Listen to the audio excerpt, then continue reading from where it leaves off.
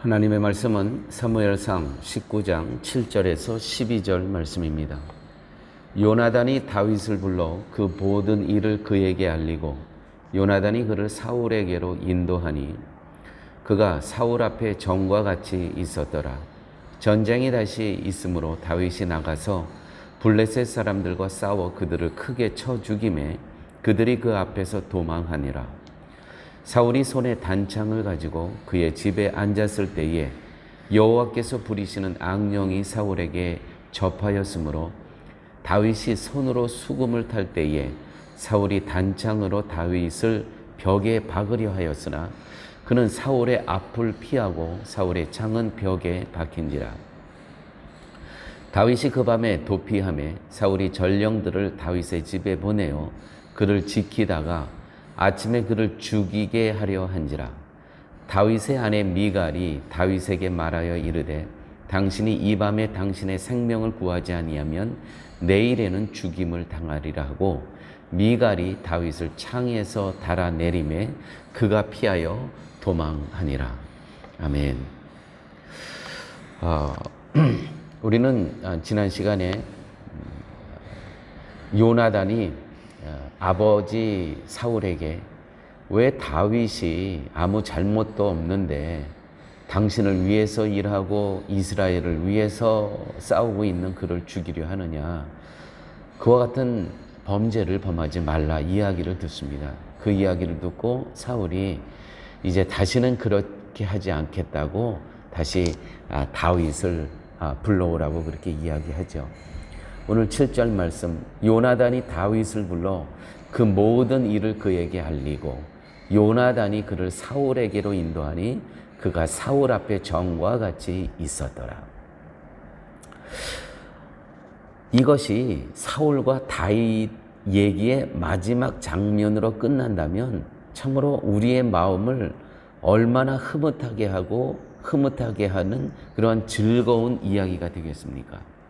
하지만 다윗이 다시 전쟁에서 크게 승리하자 사울이 악신이 들려 또다시 다윗이 수금을 탈 때 창으로 그를 죽이려고 합니다. 그것이 오늘 본문의 내용이죠. 이렇게 이 시기와 질투와 미워함은 자신이 어느 순간에 다시는 그렇지 않겠다고 다짐하고 결심을 하더라도요, 이것이 또 일어난다는 것이죠. 과연 이러한 사울을 우리는 어떻게 이해를 해야 하겠습니까? 사울이 다윗을 죽이지 않겠다고 맹세한 것이 거짓은 아니었지만 아마 그거 진심이었을 겁니다. 그래서 그 자기의 백성들이, 여인들이 사울이 죽인 적수는 천천히요 다윗이 죽인 자는 만만이로다, 이런 걸 들으면 또다시 불일 듯 질투와 시기와 미움이 일어난다는 것이죠. 교회 여러분, 다윗이 이렇게 공을 세울 때마다 사울은 이렇게 불일 듯 시기심이 일어납니다. 그래서 그럴 때마다 또 요나단이 이야기면 이제 다시는 그렇지 않겠다고 또 이야기를 합니다. 결국 사울은 자기 맹세대로 행동하지 못한다는 것이죠. 이것이 인간의 나약함이라는 것입니다. 아무리 다윗을 죽이지 않겠다고 맹세했다고 하나 다윗이 전쟁에서 크게 승리하자 또다시 시기와 미움과 질투가 발생한다는 것입니다. 결국 인간은 자기의 의지와 신념으로 자기 자신을 지킬 수 없다는 것입니다.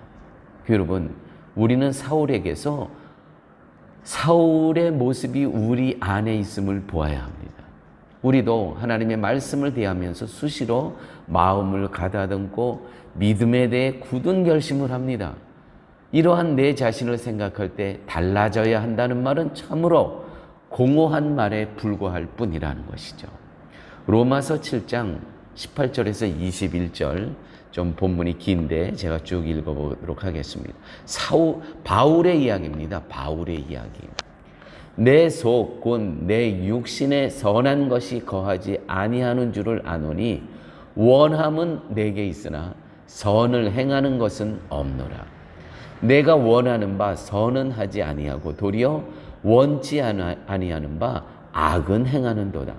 만일 내가 원치 아니하는 그것을 하면 이를 행하는 자가 내가 아니요 내 속에 거하는 죄니라. 그러므로 내가 한 법을 깨달았노니 곧 선을 행하기 원하는 나에게 악이 함께 있는 것이로다. 그렇죠. 나는 정말 그래요. 선을 행하기를 원해요. 그런데 나에게 또 무엇이냐면 악이 함께 있음이로다. 이것이 우리들의 상태라는 것이죠. 성도는 세상 사람만 이렇게 살아갑니까? 아니에요.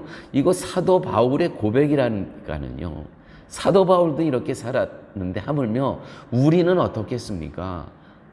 우리 안에 또 다른 사울이 있다는 것입니다. 원하는 선은 행하지 않고 원치 않는 악을 행하며 우리는 살아가고 있다는 것이죠. 미움과 시기를 몰아내자고 다시 마음을 가다듬고 결심은 하나 그래봐야 별 수 없다는 것은 저도 알고 여러분도 잘 아는 사실입니다.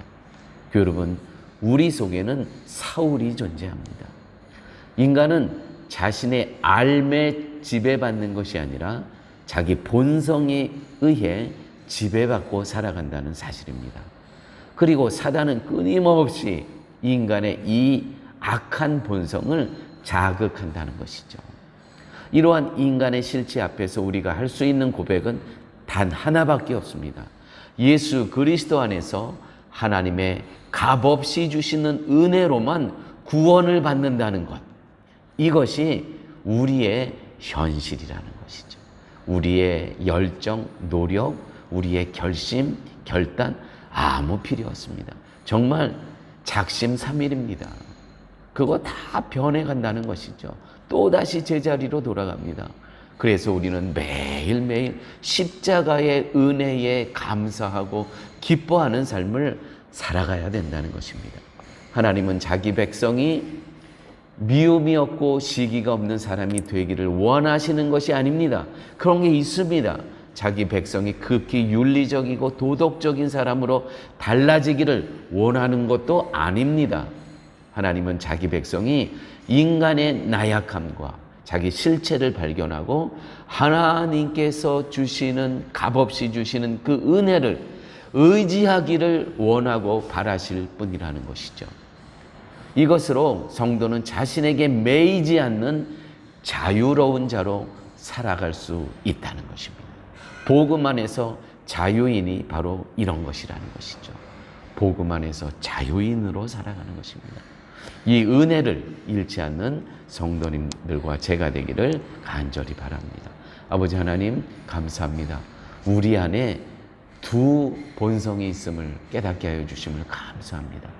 내가 아무리 원하는 바가 있더라도 또 다른 본성이 그것을 누를 수밖에 없는 그러한 존재임을 기억하면서 이 모든 것을 이기고 극복할 수 있는 유일한 방법은 그리스도 안에서 하나님의 값없이 주시는 은혜로만 가능하다는 이 현실 앞에 늘 겸손함으로 살아갈 수 있도록 우리 주님 함께하여 주시옵소서. 모든 말씀 예수님 이름으로 기도드렸습니다. 아멘.